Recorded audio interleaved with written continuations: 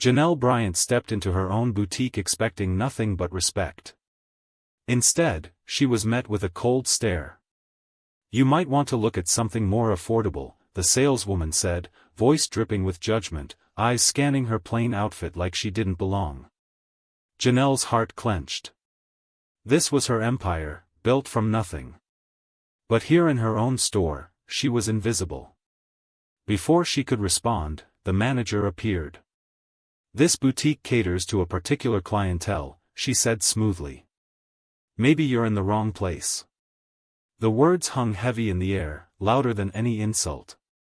But Janelle wasn't leaving, not without showing them exactly who she was. What happens when the owner of a luxury empire faces rejection in her own store? The answer will shock you. Subscribe to Real Life Stories now. Don't miss the moment everything changes, the moment Janelle stood firm in front of the sales associate. A hush fell over the boutique. Shiny handbags sparkled under soft lights, but nothing shined brighter than the quiet fire in Janelle's eyes.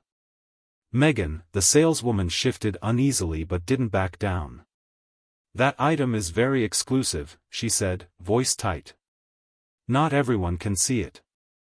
Janelle's jaw clenched. "I would like to see it," she repeated calmly, though inside the sting of rejection burned deep. Years of hard work, late nights, countless sacrifices, all dismissed in a single sentence based on a guess about her appearance. The store manager, Emily, appeared like a shadow at her side. She spoke smoothly, almost rehearsed. "This boutique serves a particular clientele. Perhaps you should look elsewhere." Her words cut through the air, final and unyielding. Janelle's breath hitched for just a moment. Around her, other customers glanced over, pretending not to watch but clearly aware. The luxury of the boutique suddenly felt cold, isolating, like a gilded cage where she was a stranger. She took a slow breath, steadying herself. This wasn't just a question of handbags or sales, it was about respect, dignity, and the invisible walls built by prejudice. Her hand slipped into her bag, fingers wrapping around her phone. Without hesitation, she dialed. Seconds later, the boutique doors swung open, and Michael Reed, the company's CFO, stepped inside with deliberate authority. His presence shifted the air. Two men followed him, a lawyer and security, silent and imposing. Megan straightened as if caught in a spotlight. Michael's gaze locked on Janelle. "Mrs. Bryant," he said with respect and concern. "I wasn't aware you'd be here today." Emily's confident mask faltered. Megan's eyes widened with the sudden realization, they had just humiliated their own boss. Janelle looked from Michael to Megan and Emily, letting the weight of the moment settle. She saw fear flicker in their eyes, but also shame. "Thank you for coming," Janelle said, voice steady but sharp. "I had an enlightening experience today." Michael's jaw tightened. He knew that tone. When Janelle was angry, things changed. Instead of retreating, Janelle chose to confront the problem openly. "I think everyone here needs to hear this," she declared, turning her gaze toward the staff and remaining customers. The boutique was silent. The luxury and opulence suddenly felt hollow under the weight of truth. Isabella Moore, the name she'd once gone by before she built Bryant Luxe, spoke now not just as a CEO but as a woman who refused to be invisible. "You judged me before I spoke. You decided I wasn't one of your clients. That kind of exclusivity isn't luxury, it's exclusion. And it ends today." Emily tried to reply, but Janelle cut her off, voice firm. "We will review every policy here. Every employee will be retrained. Megan, Emily, you will no longer represent this brand." The two women froze.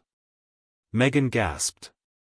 Emily's face hardened, but she nodded, understanding the finality. Janelle turned to Michael. "Handle the rest." With that, she walked past the glass case, past the handbag they tried to deny her, and out of the boutique. Outside, the city moved on. But inside, something had broken open. That night, Janelle sat with Michael in her office overlooking the city skyline.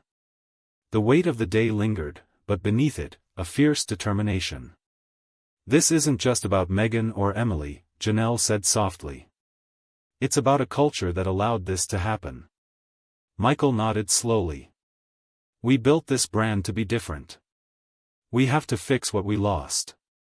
Janelle's eyes burned with resolve. "We will. We have to." The next days brought a storm. The story leaked, sparking outrage and support alike. Social media buzzed with #BryantLuxExposed.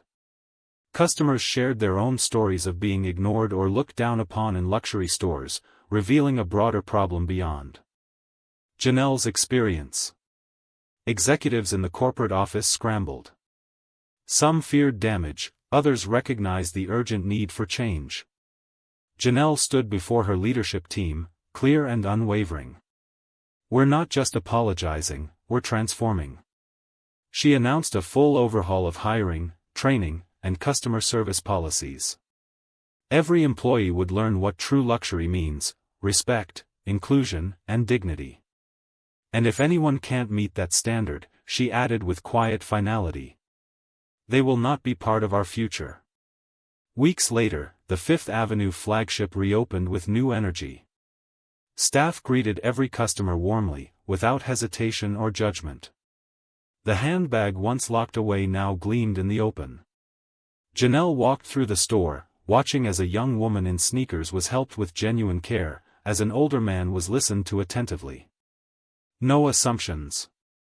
No exclusion. She approached the display case, fingers tracing the leather of the signature handbag. A new sales associate smiled and asked, "Would you like to see the details?" Without a flicker of doubt, Janelle nodded. She placed her card on the counter and smiled, proud not of the luxury but of the change. Meanwhile, Megan and Emily faced the consequences of their actions. Megan's dismissal was swift. She later admitted to friends, "I didn't realize how blind I was, how much my attitude hurt people." Emily's departure sent ripples through the luxury retail world. Other brands took notice, launching their own reviews, realizing exclusivity had long been a mask for discrimination. Janelle's stand had sparked more than a personal victory, it ignited a movement. Luxury fashion, long built on exclusion, was being forced to confront itself. As the sun set over the city, Janelle stood by her office window once more. The fight was far from over, but the path was clear.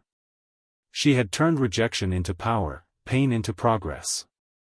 And somewhere inside that gleaming boutique, a lesson was learned. True luxury is not just crafted from leather or gold, but from respect, empathy, and unwavering courage.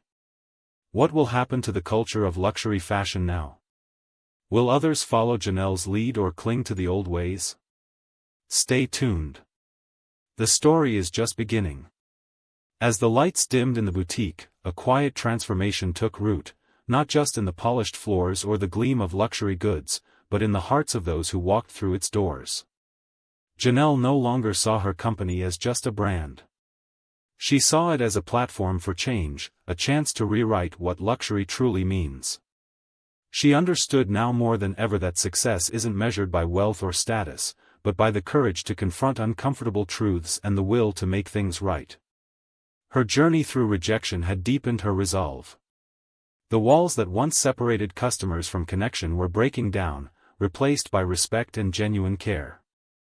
Janelle knew the path ahead would be challenging, but she embraced it with quiet strength, a reminder that real power comes from standing firm in your truth, even when it's hard. Outside the store, the city pulsed with life, indifferent yet full of possibilities. Inside, a new chapter began, where every person, regardless of background, could be seen and valued. If this story moved you, please like, share, and help Narrative Tales reach 10,000 subscribers. Together, we can uncover the truths that inspire change. What will your story be?